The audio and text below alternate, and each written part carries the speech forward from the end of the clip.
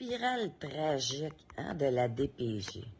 Un enchaînement d'accusations, d'humiliations et de retrait de pouvoir parental qui finit par fragiliser la santé mentale du parent, puis utiliser contre lui comme une preuve qu'il est instable. Voici comment ce cercle vicieux se met en place à la DPJ, par expérience. Premièrement, la perte de crédibilité parentale dès le départ. Dès qu'un parent est étiqueté comme inadéquat, tout ce qu'il fait ou ne fait pas peut et va être interprété à travers ce filtre. Il n'est plus vu comme une personne capable d'apprendre, d'aimer, d'évoluer, mais plutôt comme un problème à gérer, à classer. On oublie son contexte, ses efforts, sa réalité aussi. On le réduit à un jugement unilatéral. 2. Retrait. Le retrait de son enfant ou de son rôle parental. Perdre temporairement ou totalement son rôle de parent, là, c'est une forme d'amputation identitaire. Surtout quand ce retrait se fait sans accompagnement réel, sans réparation, sans dialogue. Le parent se sent impuissant, honteux et puis souvent profondément seul. Il peut alors se replier là, sur lui-même, se désorganiser ou même tomber en détresse. Pensez-y vous faire enlever votre enfant.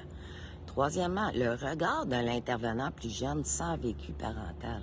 Quand l'intervenant n'a ni enfant, ni expérience de parentalité, ni empathie clinique réelle, son regard peut devenir normatif, déconnecté, puis parfois même condescendant.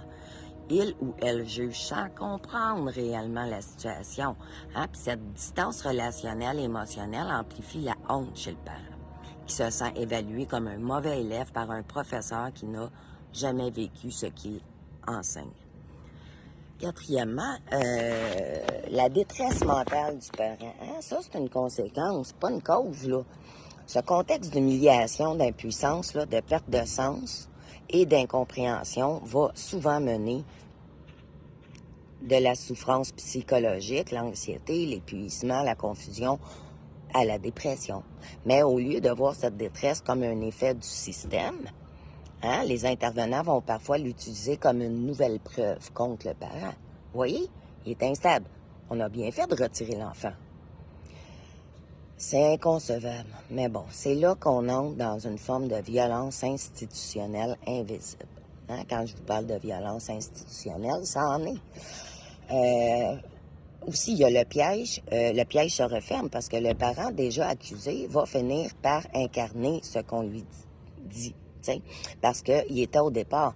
Mais il a été brisé en cours de chemin. Puis le système, au lieu de le remettre en question, va justifier ça en pointant les conséquences de ses propres actes du parent. En résumé, ce n'est pas parce que le parent était instable qu'il a perdu son enfant. C'est parce qu'il a perdu son rôle, sa dignité et son lien qui s'est effondré. Discernement, gang. Discernement. Bonne réflexion.